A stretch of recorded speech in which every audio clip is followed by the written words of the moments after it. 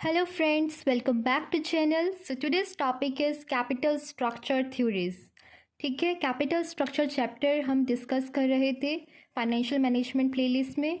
तो आज उसी चैप्टर के अंदर एक बहुत ही इंपॉर्टेंट टॉपिक है, that is capital structure theories. और उसी कैपिटल स्ट्रक्चर थ्योरीज में जो मेन थ्योरीज हैं उनमें से वन ऑफ द थ्योरी आज हम डिस्कस करने वाले हैं।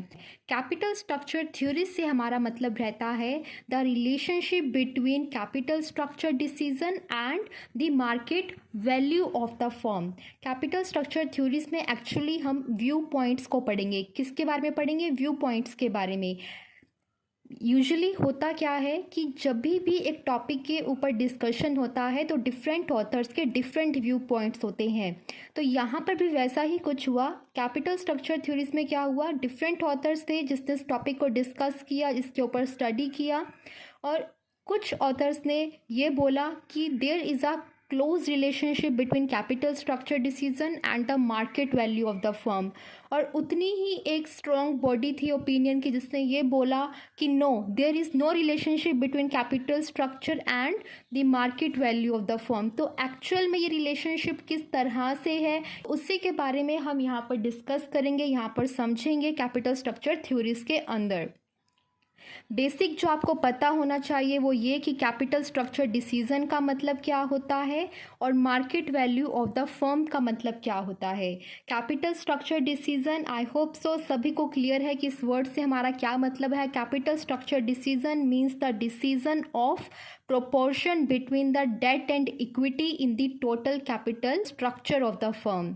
ठीक है, कि डेट से कितना पैसा इकट्ठा करेंगे और इक्विटी से कितना पैसा एक्वायर करेंगे, उसको हम बोलते हैं कैपिटल स्ट्रक्चर डिसीजन। और मार्केट वैल्यू क्या होती है, how you can measure the market value of the firm, कि कंपनी के शेयर्स का मार्केट प्राइस क्या चल रहा है। The higher the market price of the shares of the firm, the higher is the market value of the firm. तो इन दोनों चीज़ों में क्या कोई रिलेशनशिप एग्जिस्ट करता है या एग्जिस्ट नहीं करता है, इसी के ऊपर हम डिस्कशन करेंगे।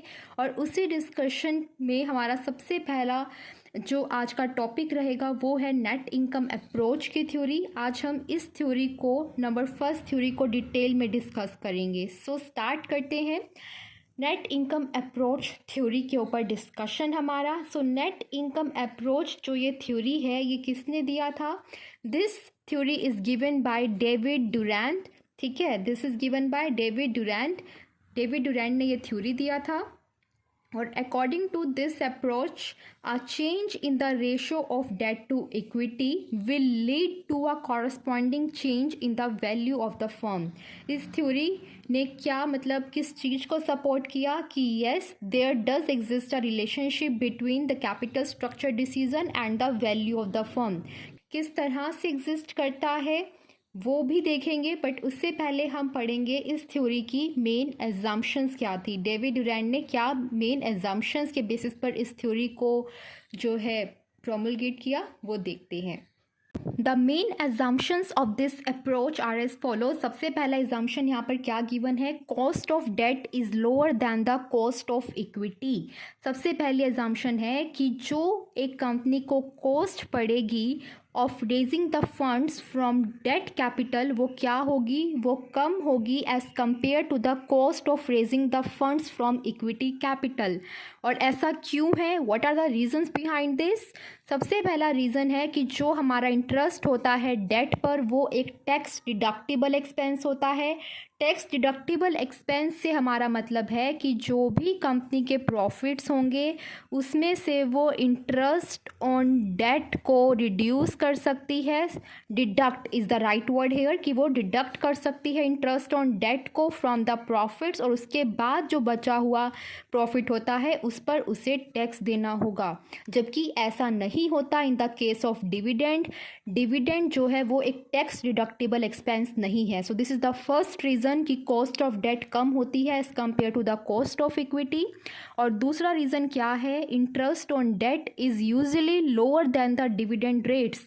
कि सपोज करो अगर डेट पर जो इंटरेस्ट दिया जा रहा है उसका रेट है 5%, तो हमारा जो इक्विटी का होता है वो जनरली हायर होता है as compare to the rate of interest on debt. वो इसीलिए होता है क्योंकि जो हमारे इक्विटी शेयर होल्डर्स होते हैं वो एज्यूम करते हैं higher risk because of the use of debt funds in the total capital structure, और उसी रिस्क को कंपनसेट करने के लिए वो क्या कहते हैं कि हमें हायर रिटर्न्स दें। तो जनरली मार्केट में देखा जाता है कि इक्विटी का जो है हमारे पास रेट ऑफ इंटरेस्ट वो हायर होता है as compare to the rate of debt. तो ये हमारे दो रीजंस थे इस एजम्पशन के पीछे कि cost of debt cost of equity से कम क्यों होता है।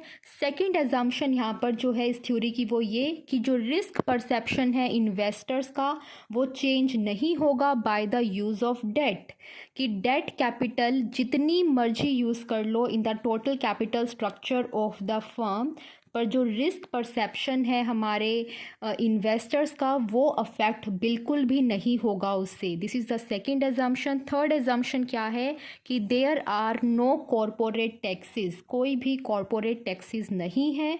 तो ये जो है तीन एजम्पशंस थी हमारी इस अप्रोच के अंदर, और मैंने आपको बता दिया है नेट इनकम अप्रोच किस को सपोर्ट करती है, किस बिलीफ को वो सपोर्ट करती है कि there does exist a relationship between capital structure decision and the market value of the firm.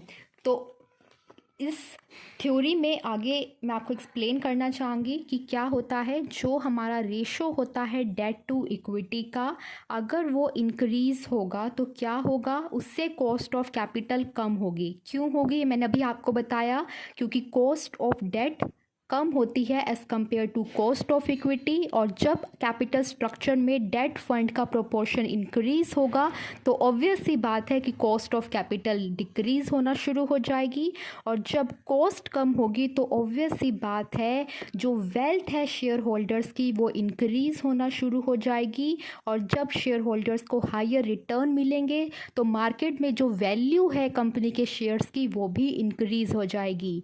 ठीक है, तो यहाँ पर आप देख सकते हैं कि there is a very evident जो है हमें दिख रहा है relationship between the capital structure decision and the market value of the firm. Increase in the ratio of debt to equity will lead to decrease in the cost of capital, which in return will increase the market price of the shares of the company. और उसके ही opposite यहाँ पर आप क्या देख सकते हो, ratio of debt to equity अगर डिक्रीज़ होता है, अगर डेट प्रोपोर्शन जो है in the total capital structure of the firm अगर वो कम होगा तो उससे क्या होगा, जो कॉस्ट ऑफ कैपिटल है वो इंक्रीज़ होगी। डेट का फंड अगर डेट का यूज़ आप कम करोगे टोटल कैपिटल स्ट्रक्चर में, इसका सीधा सा मतलब है कि इक्विटी का सोर्स से जो फंड है वो इंक्रीज़ होगा, और इक्विटी कैपिटल अगर ज़्यादा होगी तो फिर कॉस्ट ऑफ कैपिटल भी इंक्रीज़ हो जाएगी, क्योंकि cost of equity is higher than the cost of debt. ये अभी आपने देखा एग्जाम्पशन में, और इसका सीधा सा इम्पैक्ट क्या होगा कि जो वेल्थ है शेयर होल्डर्स की वो रिड्यूस होगी, मार्केट प्राइस पर जो अफेक्ट है वो इस तरह से पड़ेगा कि वो डिक्रीज़ हो जाएगा। ठीक है, तो इस तरह से जो है रिलेशनशिप है कैपिटल स्ट्रक्चर डिसीजन और market value of the firm, जिसका सीधा सा मतलब यही निकल कर आ रहा है कि एक फर्म जो है अपनी कॉस्ट ऑफ कैपिटल को मिनिमाइज़ कर सकती है और मार्केट वैल्यू को इंक्रीज़ कर सकती है bye increasing the use of debt funds in the total capital structure to the maximum extent possible। जितना हो सके डेट फंड्स का यूज़ करें अपने कैपिटल स्ट्रक्चर में और अपनी कॉस्ट ऑफ कैपिटल को कम करें और मार्केट वैल्यू को इंक्रीज़ करें as per net income approach. ठीक है, तो ये थी नेट इनकम अप्रोच हमारी। अब इस अप्रोच में जो लास्ट है हमें डिस्कस करना रहता है वो है the diagrammatic view, the graphical view, और वो कुछ इस तरह से है। आई होप आपको ये क्लियरली दिखाई दे रहा होगा। ये है हमारी एक्स एक्सिस, ये है हमारी वाई एक्सिस। एक्स एक्सिस पर हमारा डिग्री ऑफ लिवरेज है, वाई एक्सिस पर हमारा कॉस्ट ऑफ कैपिटल है। This is cost of debt जो आपको दिखाई दे रही है बिल्कुल कांस्टेंट है।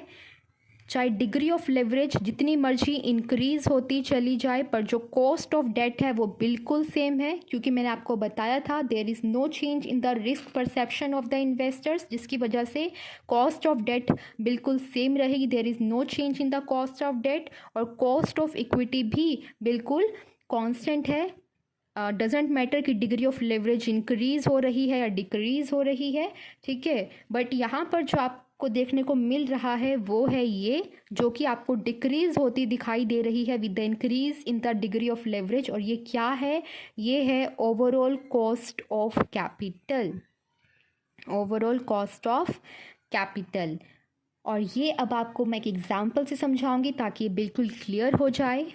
सपोज़ कीजिए जो टोटल फंड्स एक कंपनी को चाहिए वो है 10,000। This is just my assumptions, ठीक है। तो 10,000 हम एज्यूम कर रहे हैं कि एक कंपनी को जो है कैपिटल रिक्वायरमेंट है, और यहाँ पर हम दो डिफरेंट सिनेरियोस कंसीडर करेंगे। पहला सिनेरियो कि जहाँ पर डेट टू इक्विटी रेशो कुछ इस तरह से है कि डेट का प्रोपोर्शन 6,000 और इक्विटी का प्रोपोर्शन 4,000, और दूसरे सिनेरियो में ये जो डेट का प्रोपोर्शन है वो 6,000 से इंक्रीज़ होकर 8,000 हो गया है, और इक्विटी का जो है 2,000 ही रह गया है, 2,000, ठीक है। तो यहाँ पर आपको क्या दिख रहा है, इन दोनों सिनेरियोज में क्या डिफरेंस है कि जो डिग्री ऑफ लिवरेज है, means the proportion of debt to equity, वो क्या हो रहा है, वो इंक्रीज़ हो रहा है।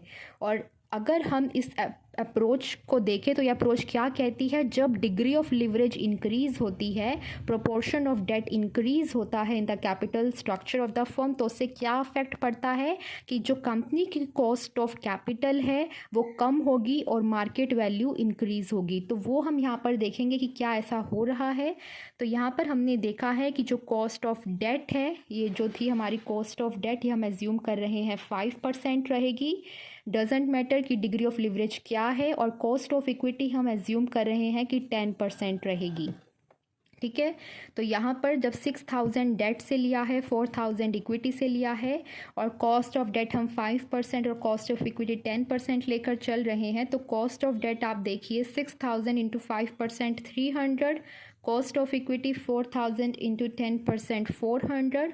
तो overall cost of capital that is cost of debt plus cost of equity कितनी दिखाई दे रही है, 700। और अगर वही चीज़ आप सेकंड सिनेरियो में देखते हो जहाँ पे डिग्री ऑफ लिवरेज इंक्रीज़ हो गई है, तो 8,000 इंटू 5%, तो आपकी जो कॉस्ट ऑफ डेट कैपिटल है 400, और कॉस्ट ऑफ इक्विटी 200, 2,000 इंटू 10%, और यहाँ पर ओवरऑल कॉस्ट ऑफ कैपिटल कितनी, 600। तो दिख रहा है ना कि यहाँ पर हमारी 700 से 600 हो गई, कॉस्ट ऑफ कैपिटल जो है रिड्यूस हो गई है with increase in the degree of leverage. Degree of leverage से हमारा क्या मतलब है, the proportion of debt to equity, कि जैसे डेट का प्रोपोर्शन इंक्रीज हुआ in the capital structure of the firm, जो हमारी ओवरऑल कॉस्ट ऑफ कैपिटल है वो कम हो गई। Okay guys, this is all for today. I hope आपको ये टॉपिक अच्छे से समझ में आया होगा, और अगर अच्छा लगा है वीडियो तो लाइक कर जाना, सब्सक्राइब कर लेना चैनल को अगर अभी तक नहीं किया है। Thank you very much for watching this video. Bye bye.